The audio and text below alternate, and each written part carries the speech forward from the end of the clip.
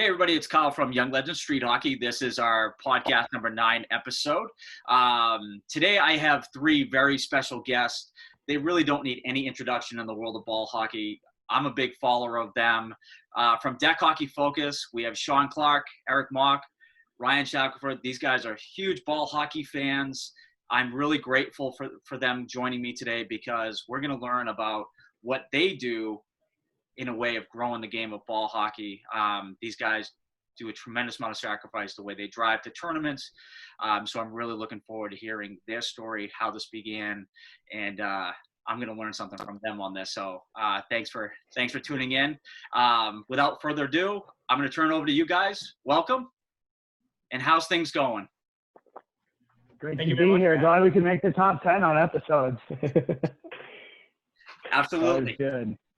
How you guys doing during this quarantine? You guys back out now, getting outside, playing a little bit?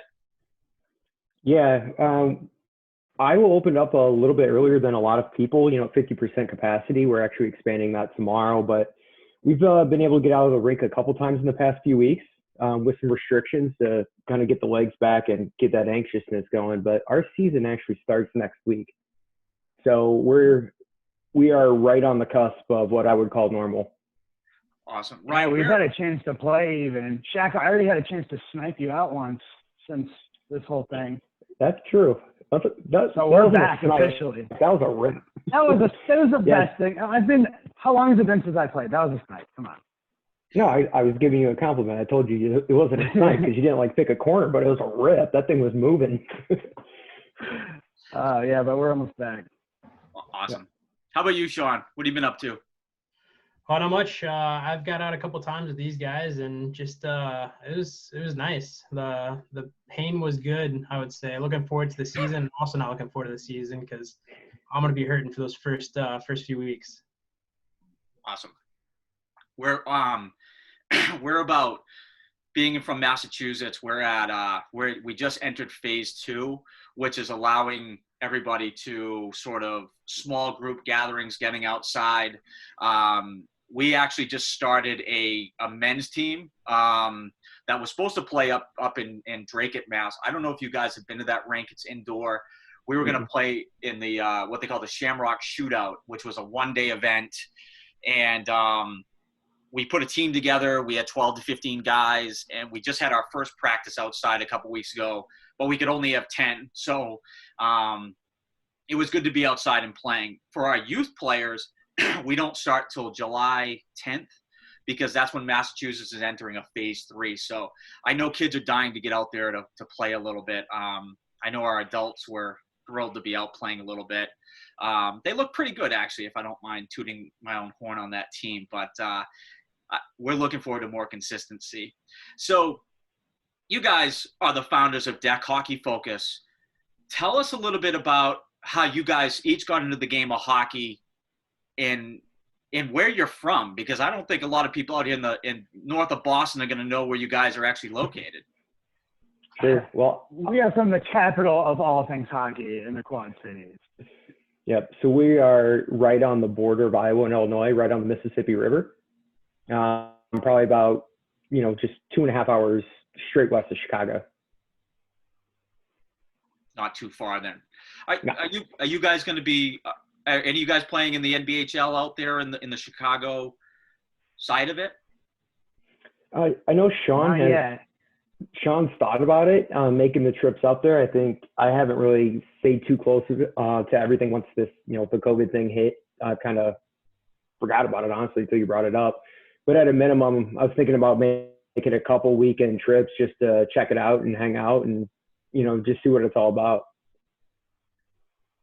Yeah, we with our normal league running during the summer as well, Sundays are kind of hit and miss if we have games for that. I also help manage the adult ice hockey league in the area, and that's every Sunday is our game day. So I was hoping to be able to try to make something work where I'd be able to go, but I just wasn't going to be able to this year. But hopefully, everything works out next year, be able to make it up there. Absolutely. How have you guys played ice hockey, or were you primarily ball hockey players? I grew up playing ice. I grew up playing in the Quad Cities as a kid, and then all through high school, and then After high school, I went on and ran track and cross country, and then Dek hockey started. It kind of got me back into the game, and I had a motor on me, so it started to work. And then never really had any hands until started playing deck and ball hockey, though. Now I have better hands than I should anyway. That's awesome. Yeah, it's similar. I think, my kind of introduction to the game is a lot like what we see in ball hockey, and, the same story everybody tells, right? Just hanging out in the street with friends, screwing around. And once the sport kind of started to get a little more organized here, that's when I started playing. Honestly, I played a lot more roller hockey in the summer than anything. And then that transition to ice, played that for a while. Actually, I took probably during college, maybe 10 years off from the game. I would go to a couple Milwaukee Admiral games here and there just to watch, but I was never, I just kind of forgot about it. Moved back to the Quad Cities for work and drove down Devil's Glen Road one day and just looked left and is that a hockey rink over there? And then stopped by, and I don't think I've ever left. So it's really gotten me back into the game. I play ice on Sundays, during the winter, but for me, that's just kind of the winter thing to do to occupy some time. But for me, it's all ball hockey, all deck hockey. That's what I look forward to. We call the men's league ice the off season. Play it in the winter. When there's no hockey to be played, we'll go to the ice. That's awesome, guys. For me, being in obviously north of Boston growing up, I played a lot of ice hockey. That was my sport growing up. And there wasn't any ball hockey. There was a lot of street hockey. We had floor hockey at the local gym, which I didn't play. And I had a conversation with Bobby Hauser about this, but I was driving to an ice hockey game, and I went, have you guys been to Leominster, by the way? I have not. Not yet. Hopefully we'll get you guys up here soon. Leominster, you can see it right from the main route. So I was going to an ice hockey game, and I'm like, I'm doing it now. I've done this before. I'm looking to the right. I'm on the school bus, and I'm like, what is that beautiful looking street hockey rink that I just went by? And it's amazing because when we started Young Legends, I really wanted to give back to the game that gave me a lot. But I had a lot of ice hockey fatigue. I was really getting burnt out in my career. I just, I was playing at a college level, and street hockey and ball hockey is really still connects me to the game. So now I kind of wish that growing up it was bigger, because I would have went and tried out for Team Massachusetts and things like that. I think kids are a little bit more, there's more opportunity now than ever before. So, and hopefully when we get our rink, guys, I'll be playing by the time it's built. Hopefully I'll be pushing 40, but I don't want to be competing with 20-year-olds. I don't have the desire to play it. You know what I mean? So, tell us a little bit about how Dek Hockey Focus came to fruition. How did you guys start it, and sort of tell us about that? Well, Shaq, I think you might be the ranking member, so I'll let you handle this one. Yeah, so fun fact, the three of us actually did not start Dek Hockey Focus. Really? Yeah, it was done with a couple guys locally. Michael Holst was a part of that. He's been on a couple of our episodes. He helps us out in the background a lot. But him and a couple other guys, we have what we call the pavilion, which is right next to our rinks. And that's kind of where we use it as our locker room, right? Hang out afterwards, drink a couple beers on Friday night. And they came up with the idea. It's like, hey, why don't we just do this podcast here locally Friday nights? It was all centralized in Quad City Dek Hockey.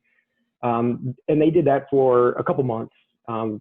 Fast forward to our, the NDA National 3-on-3 tournament, which is hosted here. I think Holst had to rest and couldn't make an episode. So one of the guys, Chad Kennelly, asked me if I could jump in, and kind of been in the seat ever since. From then, Mock joined us. Sean, I think you were out in North Carolina or California at the time?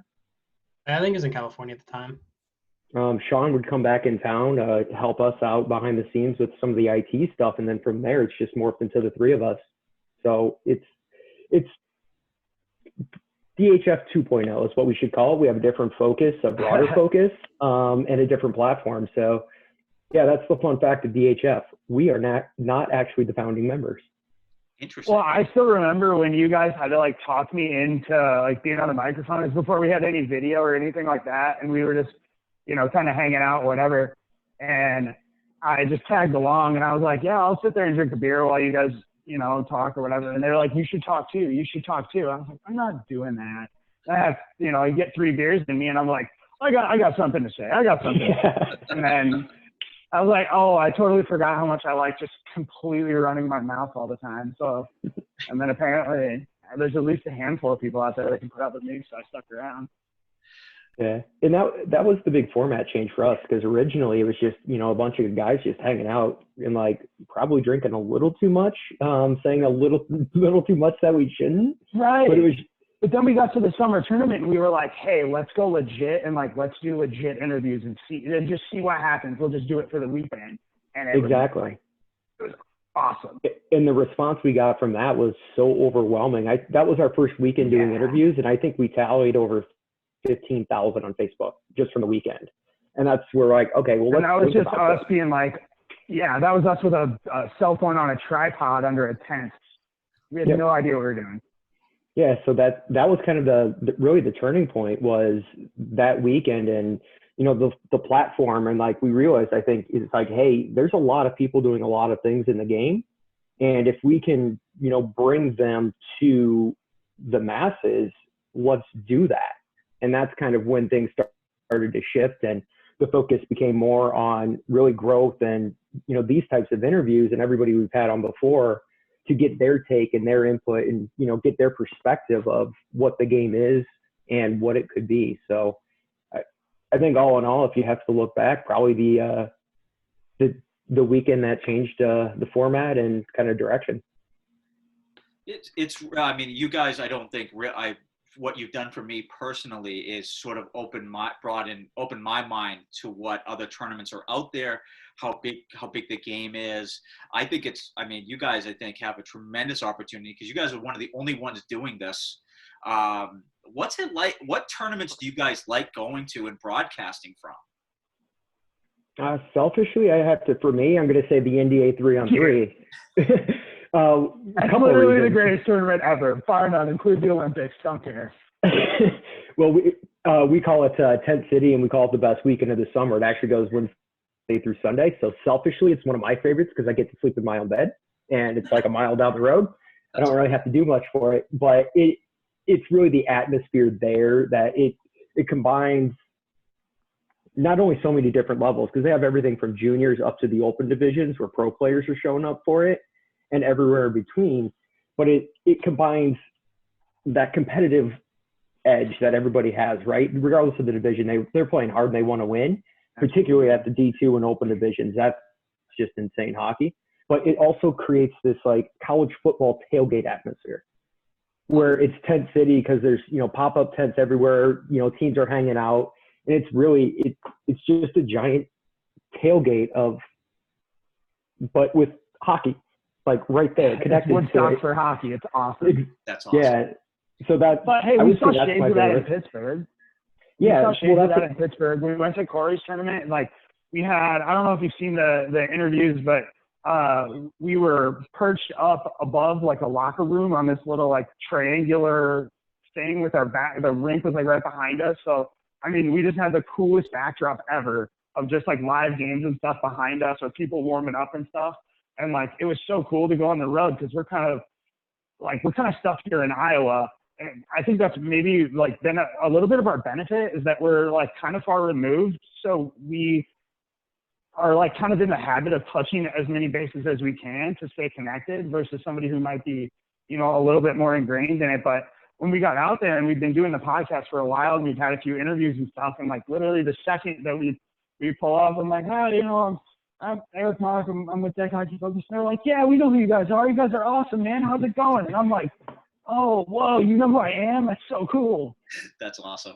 Yeah, that's what I was like, going to say. you talked about our team. You didn't pick us to win. You said we were to win. And I was just like, oh, shit. I can't believe you guys listened. That's what I was going to say, too. From like the 5-on-5 perspective, the club championships last year was awesome. For everything Mox said, but then just that grouping of teams that they had there and that such a concentrated level of hockey in a weekend was insane. Plus, it was actually awesome hanging out all weekend and, actually meeting a lot of the people in real life that we had interviewed or talked to previously and be able to, go off camera with them, hang out, really understand their personalities. And I mean, there's still people we met there that we talk to on a regular basis. We need guys like you guys at these tournaments because, I mean, a lot of this, I was thinking about it the other day with the up here, sports radio in Boston is extremely popular for, males 18 to 50, and the other day, guys, they were talking about how baseball is, they were doing this little, I guess, experiment, if you will. Can you name the baseball player? Guys that are all-star players, and nobody, I didn't know who they were. I'm not a big baseball guy. I played baseball growing up, but I don't really watch the MLB. But someone was making the comparison then that the MLB is now, is really almost like a step below the NHL. We know more NHL players than we do MLB players. And a lot of it, though, is, we know NFL, we know NBA is so big, it's so massive. We know their stars. You know a LeBron James. Of course, up here in the Northeast, it's Tom Brady, who just left. But rest in peace. It's all of this marketing of your stars. And you guys did a podcast recently. And again, a lot of these guys, when they come on, they show their personality. He's from Ottawa. I forget his name. You guys had a phenomenal time. You know what I mean? Like, that's what we need from guys like you guys, is to show I got a chance to have Anthony San Rocco on the other day, and a lot of you guys get a chance to show their personalities, show them these real life figures that we need more of that, is what I'm saying. And you guys do a great job of getting that game out there and those personalities, Yeah, I would say. Yeah, I think we do a good job of blending. I was going to say we do a good job of blending the James Browns and he's an absolute cartoon character. Like, that guy, you could probably talk to him for an entire 8-hour workday, and you'd just be getting started. But then, you never really see all the behind the scenes stuff. Like, the San Rocco's the perfect example. Corey's the perfect example. We talked to, I forget his name, but Tampa, where they're starting some stuff down there, and it's like, there's little pockets of people that are just absolutely dedicated to the game all over the map. And it's so cool to just hear just crazy stories from everybody. Absolutely. I did get to watch the Tampa Bay one, by the way, guys. Well done. Yeah. Appreciate it. And I think that's kind of one of the things we just learned in what we're calling our quarantine series, is that when we bring the players, and I think we knew this coming in, but when you have that more informal kind of like this format, you get a lot more of their personality. It's, they're more relaxed. In some of the other interviews, when we do, from the ring when they're playing, you get that structured, kind of hockey response, which you're going to expect. But I think that's good because, you do understand the name, the face, who they play with, and, can build from there. But that's been one of the great things about, the current environment, is the people that are just willing to open up and just hang out and talk and then, really give you a look behind the curtain. It's been like my key takeaway here. I think we have a new format. Sean's going to hate it, but I like it. You guys, when covering events, how far are you guys traveling? What's the furthest you guys have traveled thus far to cover an event that you're not playing in, Actually, Pittsburgh. Yep. Everything else, what we do, a lot of it, because, we're in Iowa, to get out to Mass, I've flown out to Boston a couple times for work, and, that's like 6-7 hours of my day just on a flight. If we were to drive and then, time off of work and all that, it's not impossible, but it's very hard to do.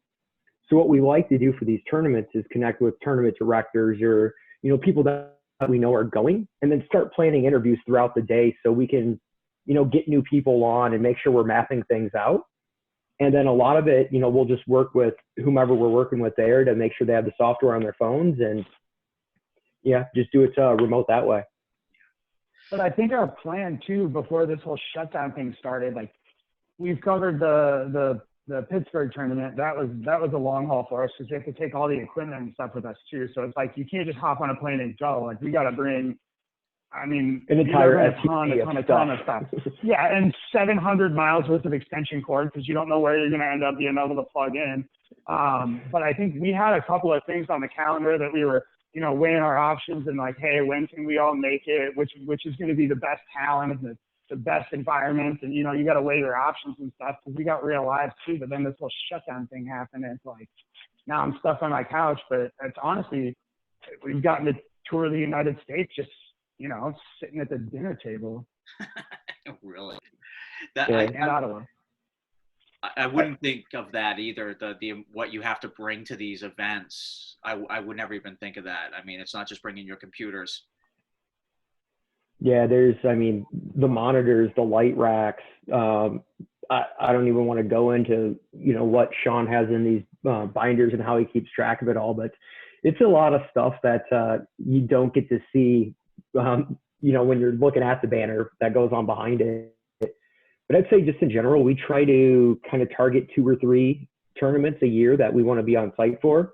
One of them being our local tournament because it's, down the street, right? And then we try to make a concerted effort to get on the road a couple times a year. Excellent. That's a sacrifice that I had mentioned earlier, guys. I mean, that's something that impresses me a lot. I mean, it may not even feel like sacrifice to you guys because you probably love doing it. I mean, for me, back in 2018, when our board decided that we were going to start to build a rink, one of the first places that I went to was the Milet Cup, which is out in Winchendon, Mass. And I remember driving out there. I don't know if you guys, if you're extremely familiar with Milet, but most people are being, a nice manufacturer of hockey equipment. I went out there and I couldn't believe how many teams were there. And it really sort of opened my eyes to what type of rink we wanted to build. But again, I think I dragged my wife and kids on that trip. And I don't know if they loved it as much as I did, but it was a lot of fun to be in a place like that where people share the same passion you have, which is really exciting. With that sort of said is, these tournaments that you guys get to go to, is it very festive? Is it like you had mentioned earlier, tailgating? What's it like? Not at your home tournament, but when you're in Pittsburgh, what's that like? I would say it's pretty similar. That was an indoor tournament, so you didn't have, the pop-up tents and everything, but there were people hanging out all day, every day. And, just kind of like a reunion because a lot of those people only see each other at the couple tournaments a year in the majors. So it was like a family reunion kind of environment. We're the new kids on the block, but we kind of like, oh, hey, yeah, right? Like what Mock was saying. Everybody takes it seriously though. So it's not that tailgate atmosphere where, we're going to, crack a Bloody Mary at 7:00 and drink food or, drink and eat food. They're there to have a good time, but they're there to win and they're planning and they do break away as teams to get their game plans down. So I don't know how else to describe it other than just a family reunion. Well, environment-wise too. I mean, just speaking to like when the Gods played Red Light on day one, which should be like the tournament hasn't quite started yet. Like people are trickling in here and there. Like that's the typical day one of the tournament. It was like packed. Yeah, the 9:00 game on Friday. So, opening day, you can fit 2 or 3 in just based on who's regionally close. And that line, like there were 2 rinks in there. The one that we got to see a lot just because we were perched and there's a sister rink right next to it. People took the bleachers from the other rink, turned them around and moved them to that rink. It was so packed. Is that right? That's cool. Yeah. That's really It's the environment you think it would be. It's like going to watch a hockey game where everybody's passionate about it. They know the game and, you can talk to people just standing there and have that, instant connection because everybody's there to have fun, to win, and just watch great hockey. Absolutely. Well, and when we're there, Shaq, important to mention too, is like we get a little bit of downtime and stuff and we're taking videos of, young players and goalies and stuff that might be Team USA. We're trying to get them to drink the 3-on-3 Kool-Aid. So we're sending like game footage of, I don't want any names for just the sake of it, but So the I talent forgot about there that. is unbelievable. Yeah, you remember we were seeing it. So there was a next on the second rink. There was a bunch of like, I don't know if they were like wrestling mats or what the heck they were supposed to be, but I was trying to get a good angle because we were watching this goalie, and I'm taking video of it, and I'm trying to stand on this thing, and I'm sinking in, and there's a bunch of little kids like running and jumping on the mats, and I'm like trying to take a video of this kid because he's like, how old do you think that kid was? Like 15 or something? And he was just lights out. He was like 16, He was maybe 17, 16, 17. Yeah, full beard, standing on his head. Yeah, I forgot we did that because the 3-on-3 youth national teams, we were like scouting and sending video, like live streaming back with the managers and coaches of those teams, because some of those kids were vying for positions on the 3-on-3 national team, and a lot of them ended up making it and being real contributors. Yeah, those Jersey kids that ended up, dude, they carried the bucket for 3-on-3.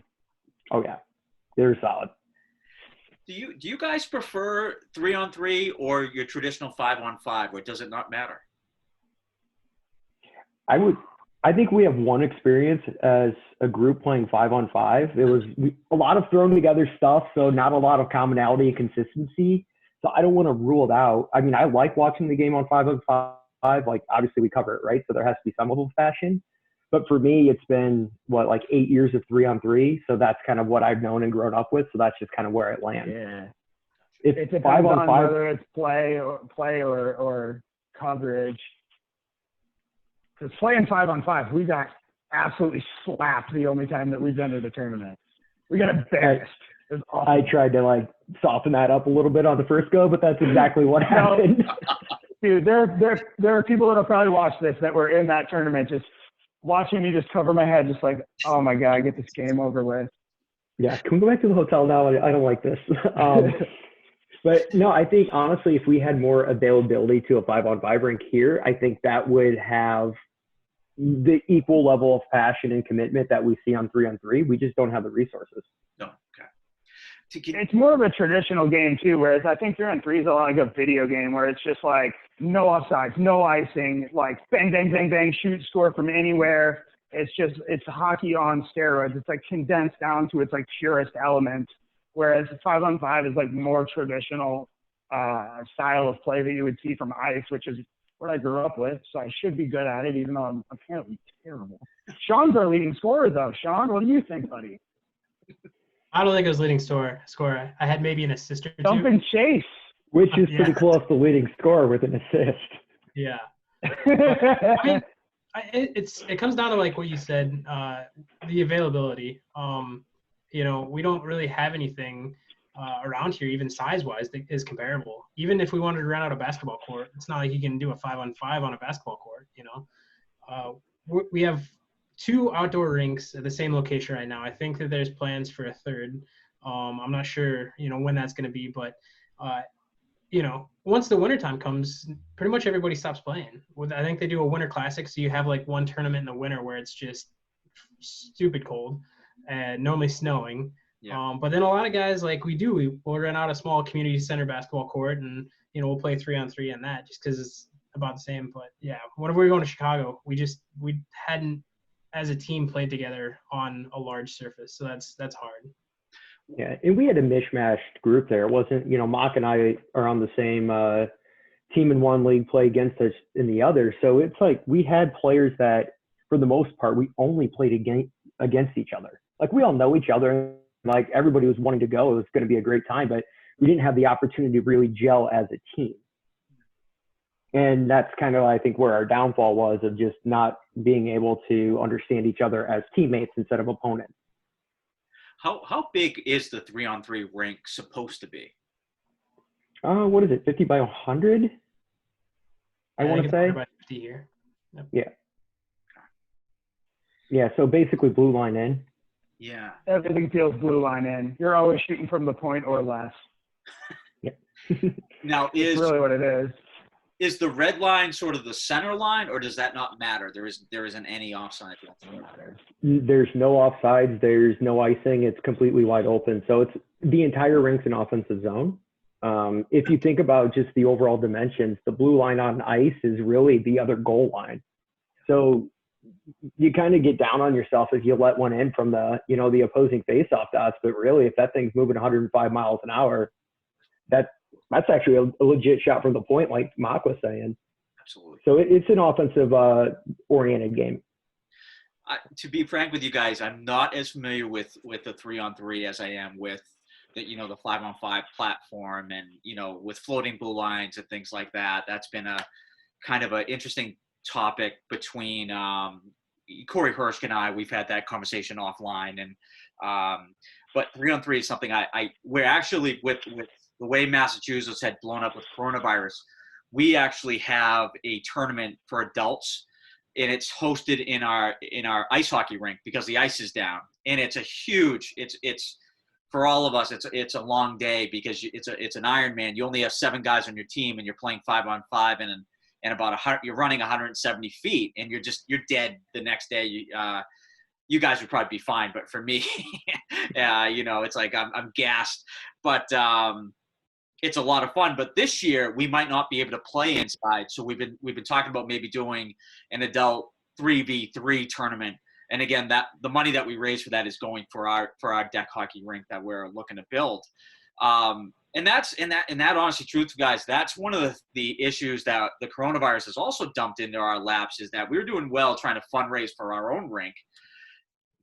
It's all getting pushed back now because businesses don't have a lot of money to give, and it's totally understandable. So resources is a big thing. How do you guys feel about USA Ball Hockey and sort of their goals? I think it's about, to be candidly, it's about time, right? To have a united front that's going to kind of work to, everybody talks about growing the game, and, it's a good, I'll just be candid again. It's a talking point, right? It sounds good on an interview, but what you need is a group like USA Ball Hockey who's going to take that talking point and then put the steps into place to get there and then actually take those steps. That's really where the growth happens. And I think we had talked about earlier, pockets here, pockets there, but really, how do we grow not only locally, regionally, but as a country at the international stage if we're not going in the same direction? And I think that's what I really appreciate about what the group at USA Ball Hockey is doing, is they have that vision and goal, and they're taking the necessary steps to execute to it. Yeah, that was my number one thing with them, is like with the whole grow the game thing. It was like, I've always done, locally, like skating lessons and clinics, and any way that I can. I got a buddy's kid who's thinking about playing. Like I have a used hockey equipment locker, from just years of playing. I will give you the equipment. Please play hockey. I promise you this will be the best decision that you've ever made. And that's coming from a cross-country runner. So take it for what it's worth. But just, the way that they're trying to like structure everything and develop the youth and all of that, that's great. 'Cause, man, I did not want to have kids in a hockey-free world. I want that to be the coolest thing. Like, everybody should be able to play. And I think ball hockey gives that opportunity, and same with USA Ball Hockey. And I think sometimes we think it's like a slow growth, and we don't give ourselves a lot of credit for any progress that's been made. But if you even flash back a few years, it's like, I feel like we're on the map now. You'll see it on ESPN even sometimes, or NHL Network maybe. Yeah. But it's pat yourself on the back when you do a good job, because we're making bounds. You guys have hit it on the head too with pockets. One of the things that in Massachusetts specifically is, obviously trying to get ideas on how we want to build our rink. It's been a lot of research, trying to find, what board manufacturers we're going to use, what tile to use. We're fortunate that MS3 is located right in Massachusetts. But as I've been doing this research, there's so many little pockets of programs out there that I never even knew existed. I wouldn't know they existed. And I do hope that like USA Ball Hockey will give us an opportunity to have, almost like a directory or something, just so, I don't know if you guys know him yet. His name's Eddie Costa. He runs a league down Cape Cod of Massachusetts. So he's pretty far down south. But he was going to be the Team Massachusetts coach for the U14 and U12 tournament that was in Buffalo. I don't know if you guys had heard about that tournament. Mm-hmm. He and I had talked about having some of my kids in Gloucester going down there to play them and do a friendship tournament, just so there could be a little bit more of a connection, knowing that these teams and these players exist. So my biggest thing, I hope that in any way that I can help USA Ball Hockey is by sort of creating that sort of directory, if you will, so that we all can stay connected. Because there's a lot of great ideas out there that I've learned, even from watching you guys. That's been, because I learned about Anthony from you guys watching that episode. You know what I mean? And that's been important to me. With all that said, what's the future of your podcast? Where do you want it to go? What's the goal? I think it's a great question. It's a hard one to answer because I don't necessarily know what that means, right? We're kind of tied into with the expansion, just like we were talking about. So the growth of the game is going to, equate to the growth of us. I think we said this in the interview Dan Caldwell pulled together for USA Ball Hockey for us also. Thank you, Dan. That was awesome. But one of the things I think we threw out there was, we're just three guys in Iowa. At the end of the day, I mean, that's what it is, right? And we're doing everything we can, but we can't cover every tournament, everything that's going on, and be everywhere at the same time. It's functionally impossible. So we want to be able to kind of develop a strategy or, call it a partnership in some regions or, hotbeds where, we can have a partner who's going to work with us to be able to, DHF East Coast or, it's like Fox Sports, right? Or NBC, you guys, Fox Sports Chicago and New York and blah, blah, blah, blah, blah. And be able to do something like that will allow for that expanded coverage and to dig a little deeper than we can today. Yeah. And I don't know how we're going to do that, but. Right. And especially for expansion, because, like you said, we do dedicate a lot of time to this, and it's so hard to get everything, ball hockey. I mean, we're able to do the top tier tournaments like the majors. We'll do those remotely. But there's so many other, like there's youth tournaments that we're not able to cover. There's women's tournaments we're not able to cover. There's even recreational tournaments that we don't have time for. So that's where it would be awesome if we could get something figured out where we can start covering that as well. So that's a plan. We have the idea. Now we just need to, put pen to paper and really start figuring out what that plan is and how we execute upon it. So I think that's really our next steps for growth.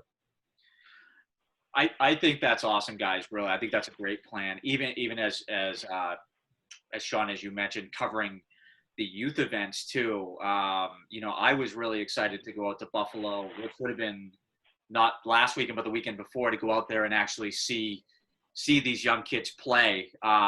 Corey was going to have me run part of the tournament where it was going to be, the scorekeeping and all that. And I actually had someone that was going to come out and do the MC of the events. And of course, I mean, this virus has disrupted all of our lives in so many ways. But I think that's a great vision, guys. I mean, you guys know Massachusetts is that Leominster, Fitchburg area. I mean, there's a lot of ball hockey players that come out of there, from Bobby Hauser to Nick Cotter, who I haven't actually met in person, but I'm aware of him. There's a lot of opportunity for you guys out here for sure. It would be just probably finding the right person, so and I'll support you in any way that I can, really, because it's a great thing you're doing. So let's talk a little bit about the future of ball hockey. Okay. Where do you guys see it going? Do you see it in the Olympics? I know this can be a hot button question for a lot of people. It depends on who you ask. What do you guys think? There's no way that can't happen. Like, how many times have you been watching the Olympics and you're watching like just something ridiculous, like the snowshoe racing, or I mean, there's like people playing like hogs or something, and I'm like, how in God's? I watched on ESPN the other day. They had a bags tournament, like cornhole bags, yeah, and that's on TV right now, and you're telling me that ball hockey, like people have to come to us for ball hockey? This is a travesty. So I think that once the game gets to a certain point, people will be like, okay, obviously we should have been here a long time ago, and and it'll get there. I don't know if that's a realistic goal or not, but every time that I see some just ridiculous sport on TV, I'm just like, I'm blown away by it. When ball hockey is, it's just an incredible sport. It's like pure adrenaline and like top tier athletes. Like these guys are in better physical condition than some NHL players, and it's like, it just blows my mind. Yeah, I think that's one of the big ones. And, I was actually just clicking on the other screen here, like Olympic sports, just to see what I can find. There's literally a sport in the Summer Olympics called canoe sprint. What's it called? Yeah, canoe sprint. No, like, exactly. But that's one of the things, like, they just added skateboarding in the last Olympics, and, they're making adjustments as the evolution of sport goes. So it's not impossible. And with the international growth that we have, and, kind of the IHBA. Yeah. Yeah, you know what I'm saying. It's a mouthful. Dropped the acronym there. Yeah. The ISBHF, let's try that again, and how they're uniting countries and organizing in that manner. That's exactly where it starts. So we talked USA ball hockey, you have to have that national presence and that national organization to drive it, but you also have to have it at the international scale too. And the Olympics, I think, it's a tough goal, right? If that's the goal, it needs to be your hardest one. And that's going to be really tough because, you've got to get in with the U.S. Olympic Committee and the Canadian Olympic Committees and pick a country Olympic Committee, and then take that to Switzerland to their general council. And it's an expensive process. It's a time-consuming process. But I don't think that should deter anybody because, like I said, if canoe sprinting can get in, there's a way to do it. You just have to have the right people, the process, and then the funds available to be able to make that push. And then as the United States goes, maybe this is like a little narcissistic or whatever, but if the United States bought into ball hockey, like as hard as they possibly could, it's popular enough in Europe and Canada and whatever, Russia, that I think the United States is the first domino. So if we can make it a large enough sport to justify it being at that level, the dominoes will fall, because the viewership, if the viewership's there. I sat at a bar, a bunch of rednecks in Iowa drinking Busch Light, and they were going absolutely nuts for the U.S. curling team. Okay, remember the U.S. curling team guy with the big mustache? I got a bunch of just random construction workers at a bar in Iowa going nuts for curling. You telling me they wouldn't watch ball hockey? Get out of here. Yeah, I think it's doable. And you look at like some of the European teams, Switzerland, Slovakia, the Czechs, where they'll pack a 10,000 seat arena to watch this. Yeah. Like this they is got their a pro league now too, right? Yeah, like this is their sport. So, if we can drive that bus a little harder, get behind ourselves and back ourselves, I think, that's really what we need to do. Fun story of people in bars watching a sport they've never seen. This is 3-on-3 Montreal. So like 3 years ago now, I was in Nashville for work, and I walk around the corner from my hotel room, sit in a bar, and there's like 10 people there. It's not that big of a deal. And I'm watching this game on my phone, and suddenly I look around, and there's the two people sitting next to me are now sitting pretty close to me and watching the game. And then somebody's watching from behind. And after I explain, I'm watching, Team USA, 3-on-3 deck hockey. They're like, no way, that's the national team. I'm like, yeah. We ended up streaming it to the bar's TV by the end of the game. And Wow. The entire bar was watching this thing. That's cool. So like it's there. You just, again, it's access and it's the organization and, building it from the ground up. And I think we're building foundations right now. That would be a great opportunity for you guys too, if this thing takes off for Dek Hockey Focus. You guys could be really in the mix of broadcasting some of this thing where people already know who you guys are. That could be a great opportunity, broadcasting from the Olympics someday. I think it's possible. I'm more of a, when Corey Hursk and when we met, it was, and I've never met him in person. I've only talked to him on the phone a bunch of times and done a podcast with him. But, he's like, you got to think big. You got to be a visionary. And I think, you guys are right there too. You guys are, 100 years from now, I'll be gone. We'll be gone. But maybe they'll be talking about you guys as frontiermen driving this game forward. like I said, I do think it's possible. I spend some nights. My daughters will ask me, "Daddy, you're watching YouTube right now?" They're 4 and 3, by the way, guys, and then I have an infant. But they're like, "Do you like street hockey?"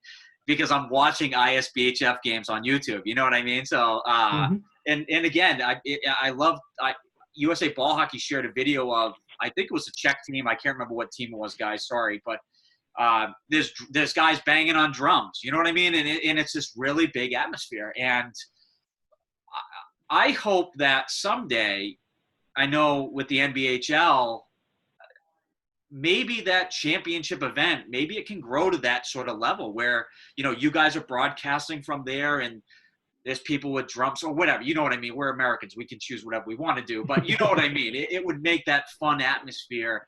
And I think maybe that would allow us to again, grow the game. I mean, maybe I'm putting too much pressure on those guys, but I do have a lot of faith in that program. How do you guys feel about that league?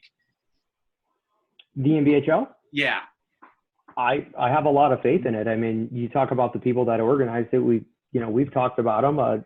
They're passionate about the game. And you look at what San Rocco and Anthony and Gianni and his TJ did with the EBHL, and that social media presence and the highlights and what they were able to kind of highlight in that league, taking that model and expanding it, it's perfect.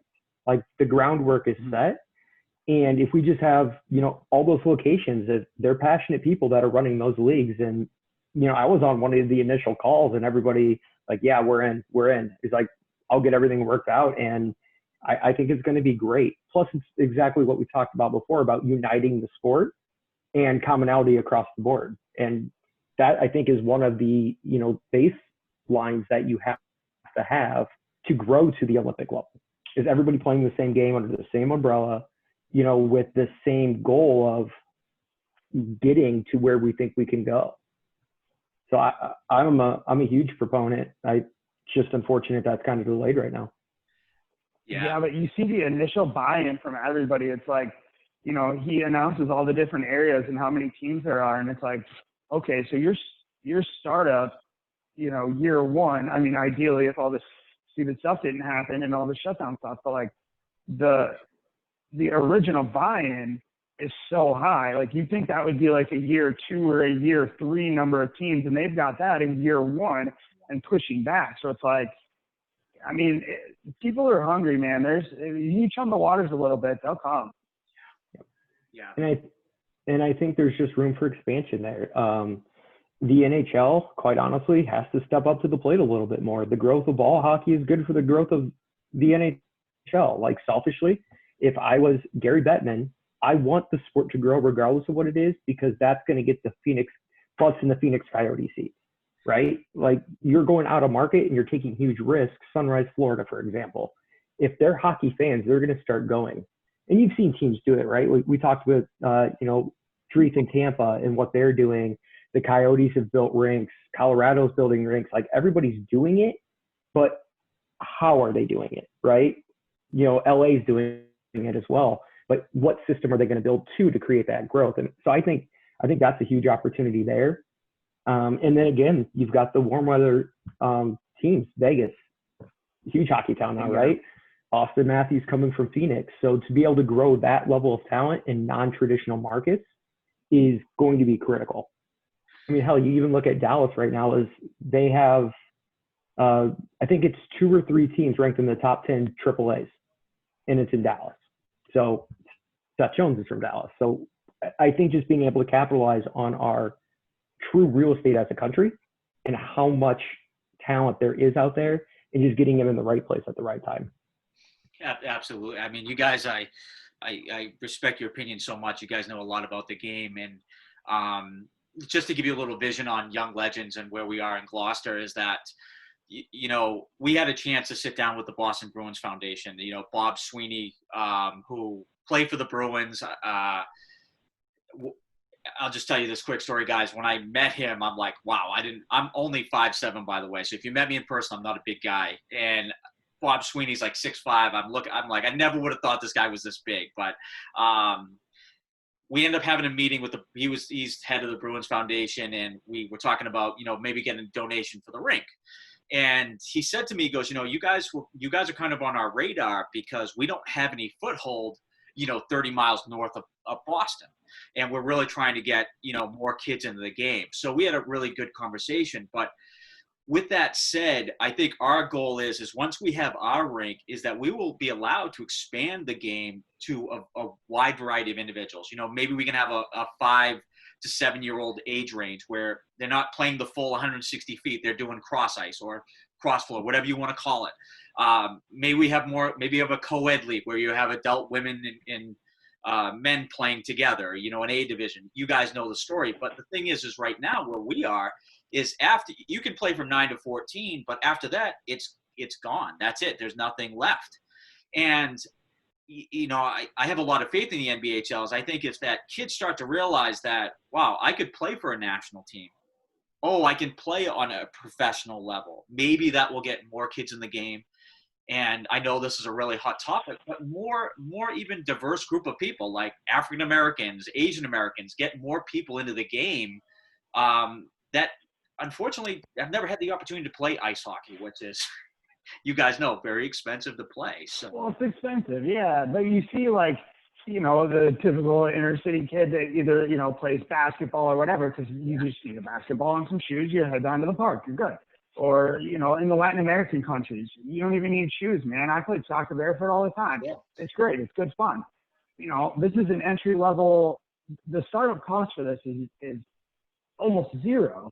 And if you ask anybody, they'll give you equipment for free. Like, people just want you to, they want you to get into the game. So it's like, I just can't wait to see what happens in a few years when, maybe, and I don't want to mention a name here just for the sake of it, but I don't know if this will ring a bell to Sean and Shaq, but there's a kid local that, I don't know, probably doesn't get the best grades, might have been involved in drugs, hanging out with the wrong crowd, something like that, gets into deck hockey, realizes that he can spend his free time playing with the ball in his garage, sticking it around. Now he's got incredible hands, and, enough people will donate the money to take you to, a national tournament or, something up in Canada or whatever, play some 3-on-3.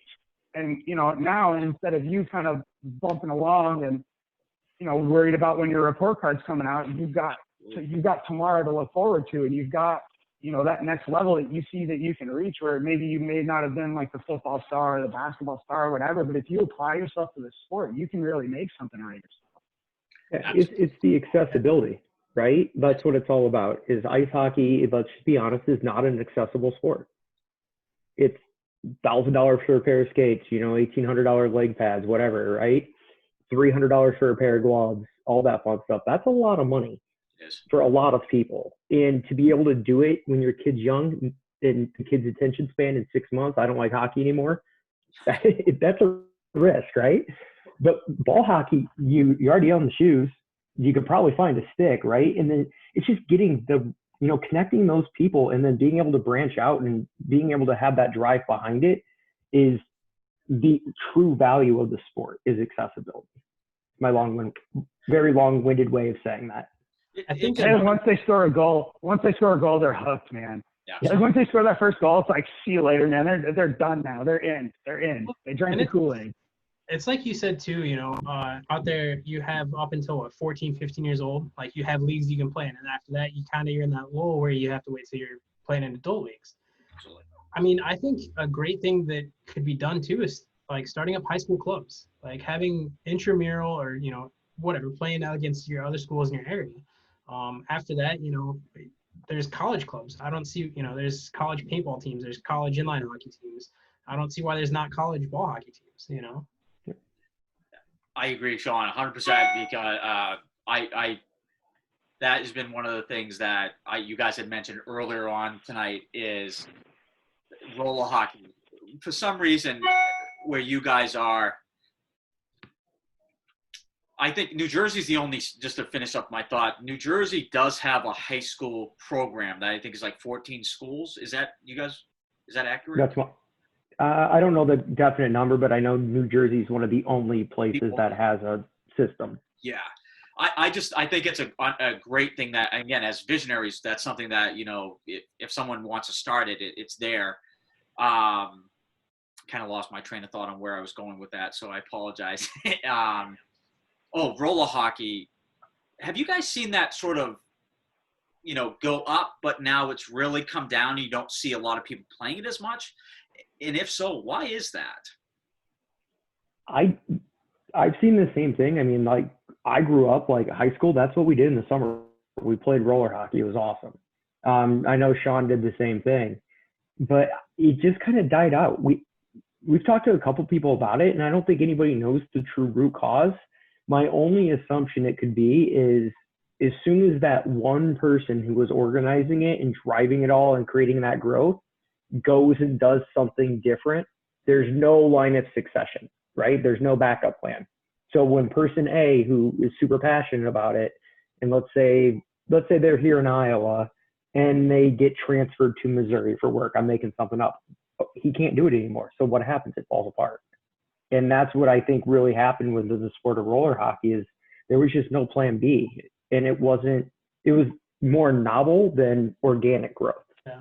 And it's also, I guess, where you live. So like in the Quad Cities, it was kind of similar to, I don't want to compare it to Dek, but like we had one rink and it was only used in the summertime whenever the ice was too expensive to keep cold. So they melted it. And so you just played roller hockey inside in like 110 degrees. It was miserable. And that was it. And then it was easy. I grew up in a small town, too far from my parents to travel here for me to play ice hockey growing up. So I played inline hockey just at the park with my friends, and it was kind of like old school deck hockey, street hockey, where you had like small town rivalries throughout the area, which was nice. But then, like you said, it died out. It's just people lost interest. I know, for example, my town, we fought really hard to get a rink built, and we kind of got a rink built. And by the time that they actually did it, nobody wanted to play anymore, and they immediately turned it into a skate park. Skate park, yeah. Yeah, but and then I went out to California for work, and I played ball hockey. It was kind of a drive. It was kind of rough. I only played about 4 weeks, but I played with Batch, and that was fun. It was cool history they had, but I just wanted to play hockey, and the easiest thing for me at the time was inline. So I mean, inline was probably the next thing that was easy for me to get to, and it was so much cheaper than ice, and your ice times were much better. So. Yeah, but I think with roller too, you got to learn how to. I mean, it's the same with ice. You got to learn how to skate. Like, you can just pick up a stick and start actually practicing the hockey part. We're not gonna have a power skating clinic for deck or for ball hockey. But I think when roller hockey got real big, it was like the X Games were kind of emerging, and it was that kind of like Red Bull, Mountain Dew kind of era. So it sort of like peaked and died, and it never really had like an era of legitimacy, which I feel like we're already starting with an era of legitimacy, and the skill requirement for entry is so much lower, not having to know how to rollerblade. Everybody can freaking run or walk. So from there, it's just get a stick and get going. But I just think that we've already started out with, Team USA pockets. And so we've already got the red, white, and blue, and there's a Team Canada, and it's already kind of got that professional, I don't know, like overhang to it that I don't think the roller hockey ever had. It was more like an X Games offshoot that kind of fizzled out and died. Yeah. Well, I lived down in Philadelphia for a year, and I've told the story about 100 times now, I feel like, but I was in graduate school and I didn't have a lot of time. So I would play roll hockey on Saturday mornings. And then immediately after, see, like every week, the deck hockey players would come on. And that was my first exposure to deck hockey.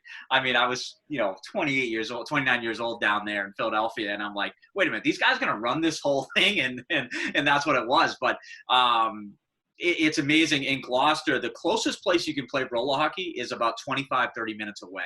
And people have asked me, are you going to be able to skate on it? And I'm like, yeah, you can skate on it. It's going to have tile. That's probably more suitable for a deck hockey player, but you're welcome to go and try it. So it'll be interesting to see what our rink brings. Maybe it'll be a combination of people, but I mean, for me, our goal is to maintain the street hockey and ball hockey platform. So sort of my last couple questions, guys. Favorite tournament memories, favorite things that you guys have come across during the podcast. Ooh. That's a tough one. I mean, I got to For interview, multiple different levels. Burrows. I got to interview Burrows when we were in Pittsburgh. That was pretty sweet. I mean, he was like super business though. He was like the pucks in deep kind of guy where he's like, you know, just focus on the game. You know, they're like, he's just done it a million times. And then here's these like scruffy dudes from Iowa who are like interviewing him on top of a locker room in Pittsburgh. And he was probably just like, what am I doing? But I mean, how often do you get to say that? They get to interview Burrows. I mean, shoot, every single tournament. Actually, no, my actual favorite was it was who played, was it Hot Sauce and Deckheads when Chad got drunk? Yeah, I know who you're talking right? about. Yeah, it was one of the original interviews. Well, no, playing at our home tournament, it's like a nightmare for an away team. Like, we're savages. Like, everybody's been drinking, like, for 5 days straight, and it's 100 degrees, so everybody is like criminally insane. And then here comes the championship game, and our team's playing, and people are like, dude, it's like a borderline riot every time something happens. Like, I feel so bad for these teams that come in, and everybody's so cool, and they're like, thanks for coming to our tournament, man. Like, it's so great that you guys made the trip. And then we're like, flash forward 2 days, we're like, kill him. And it's just like, it's an absolute zoo. And then afterwards, we're like, man, you guys are such a great team. Oh, man, it's so cool. Your guys' jerseys are awesome. But for a quick hour, it's like life or death. That's all. Yeah. I think for me, I don't mean to politicize this statement. I don't want it to come off like that at all. But it's really like, it's talking to you right now. It's having the interviews we've had, previously. It's that passion that we've had for hockey and why we continue to play, but it's be able to understand and realize that there's so many more people out there that share that same passion and want that growth that we do. So it's, for me, there isn't a specific event, but it's those relationships we've built along the way that I kind of take away as, my favorite part of this. Yeah, seeing that there's other crazy people out there like us that are like, yeah, this is great. We should put this in the Olympics. And I'm like, you're like that too. Okay, cool. This will be fun. Wait a minute, are we normal? Is this how this actually goes? Well, I definitely learned something from you, Ryan, tonight. I never knew there was canoe sprinting or whatever that is in the Olympics. I've never even heard of that, but me either. So Burrows, by the way, is not a popular guy here in Boston. Even when the Bruins did win the Cup in 2011, if you guys remember the biting incident or something. But to Corey Hurst, to quote him, he thinks he's the best ball hockey that has ever played at this point. So I don't know how you guys feel about that. I'd love the chance to see him play in person. So, it's great that you guys have had a chance to do that for sure. Yeah. I mean, you don't make your way onto an NHL roster the hard way if you don't have some real hardcore talent and drive behind you. So I don't think you could disagree with that statement. I think, for him to go from undersized, not looked at in the draft, to work his way up into that league, him working the way up to do it, and then being and sustaining himself there, totally. Like, I can buy on that all day. Watching him play, it's effortless. Honestly, it's effortless to the point it doesn't look like he's actually doing anything until you go back and relook at it and watch what he did. It's so seamless. But I do have a follow-up question to the biting incident you mentioned. Since when did people in Boston have a problem with, like, mouth-to-face touching with hockey players? I thought we were just going to let that go. Nope, I was saving it. You guys, if you ever get a chance to listen to sports radio in Boston, the passion for sports in this town, in this city, is just, it's out of control. And people are still bitter about those. They remember that guy specifically for that reason. But if I can play both sides of it, I mean, we've got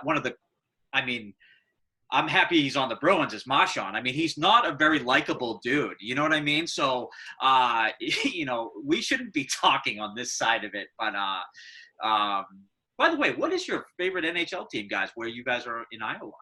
Is it the Blackhawks? I'm a Blackhawk fan. I'm a Blues fan. What's that? I'm a Blues fan. Blues fan. Okay. Yeah. Yeah. We're kind of in between Yeah. markets here. Oh. So. Yeah. Yeah, We got and like in the Quad Cities, it's like Blackhawks are cool now, fun, and then you'll get some Wild fans because we had their they were the ECHL affiliate or something, and then we were Vegas Golden Knights the last year. Shaq will correct me on that. Yeah, we had. Yeah, it went NHL Wild to Des Moines, AHL Iowa Wild to the Quad City for the Mallards for their ECHL team. Yeah, so there you'll is get that a smattering connectivity to of Minnesota. different. Yeah, you'll get that smattering of different allegiances. Obviously, there's Wings fans dotted everywhere. We're not super far away from that, but I don't know. I don't like the NHL. When the Blackhawks got super good, it got like kind of annoying to root for them because like people who made fun of me for playing hockey in high school, they were like, "You play hockey? Like, what kind of? That's not even a real sport." And now they're like, they cry when the Blackhawks don't make the playoffs. I'm like, come on, you don't know what you're talking about. Gotcha. But like, and I started rooting for Winnipeg too because they got a bunch of Blackhawks leftovers, and they're like their fan base.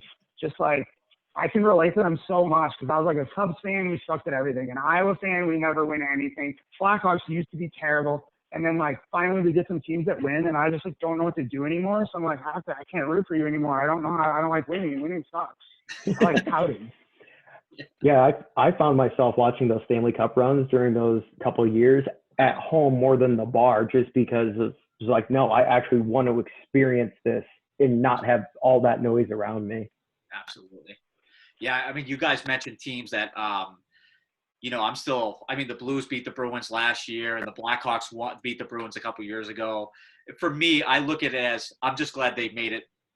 It's just a privilege to make it to that level. And in Boston, we've been spoiled with championships. So I'm not going to sit here and tell you guys, but I'm a fan of the game anyway. So the only team, guys, that I really can't stand is the Montreal Canadiens, being from Boston. But other than that, I can stand losing to I'm not playing anyway, so it doesn't matter. But what's the best way, if you guys don't mind, for people to get in touch with you, for those of you that don't know how to get in touch with you? Email Sean. Probably email. Yeah. info@dekhockeyfocus.com. That'll come to all of us. That's probably the easiest way. Reach out on, Facebook works too. That one, check based on kind of work schedule, but, just the standard way you would, Facebook, Messenger, or from the website or email. And my last question for tonight, guys, is when we're allowed to travel and move around, what tournament are you guys going to be going to first? Or plans to go? That's really going to depend on what opens up first. I don't know. I know it's such a juggling act. Yeah, I just don't foresee anything into August right now that we're going to be able to even look at. So I would love to be able to tell you definitively. I just can't do that. Gotcha. You East Coasters got to, get in alignment and start getting some tournaments going. Right? We need somebody out there. We need somebody out there to pitch their tournament to us the way we talk about our tournament. Like we're like, what is it, Gollum, when he's got like the ring or whatever. That's how I feel every time they're like, so tell us about your tournament. I'm like, you might want to sit down. But I never hear anybody freaking out about their own tournament. It's always like, oh, it's a high level of competition and all this stuff. And it's like, dude, you have no idea what we're capable of here out in the cornfield. Like, come and see us. Absolutely. That's awesome. Thank you so much, guys, for doing this today. It's great to talk to you. I may have sent it when I reached out to you. I'm a big fan of your podcast. I enjoy listening to you guys. Even through this quarantine, it's given me, I'll be working, throw the headphones in, listen to you guys. Thank you so much. For me, everybody, for Young Legends, for our audience up here north of Boston, wherever you're watching from, I hope everybody's staying safe. Check these guys out. They're a lot of fun. Their passion, I love talking to them for the reason that I share their passion, and I expect great things from them in the future. So I thank them again.